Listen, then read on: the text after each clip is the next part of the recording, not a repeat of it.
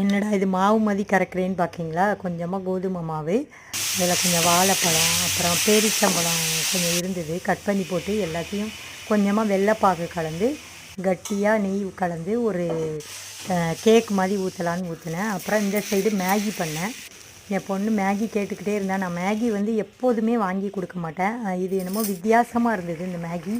சரி, அதில் உள்ள மசாலாவை யூஸ் பண்ணாமல் சாம்பார் பொடி போட்டு பண்ணுவோம்னு எல்லா காயும் கட் பண்ணி போட்டு வதக்கிட்டு கொஞ்சமாக சாம்பார் பொடி போட்டு தண்ணி விட்டு கொதிக்க வச்சேன். அப்புறம் அந்த மேகியை போட்டு நல்லா வெந்தது இறக்கிட்டேன். இது வருமோ வராதான்னு ஒரு டவுட்லேயே ஊற்றினேன். நல்லா தான் வந்தது, கேக் மாதிரி. கொஞ்சம் ஸ்வீட்டாக, லைட்டாக ஸ்வீட் கம்மியாக இருந்தது, ஆனால் டேஸ்டியாக இருந்தது. என் பொண்ணுக்கும் கொடுத்தேன். சாப்பிட்டு முதல்ல வந்து சாம்பார் பொடி போட்டு பண்ணுறீங்களேன்னு சொன்னால், அப்புறம் சாப்பிட்டு பார்த்து நல்லா தான் இருக்குன்னு சொன்னால். இந்த வீடியோ பிடிச்சிருந்தா லைக் பண்ணுங்கள், ஷேர் பண்ணுங்கள், கமெண்ட் பண்ணுங்கள். தேங்க்யூ.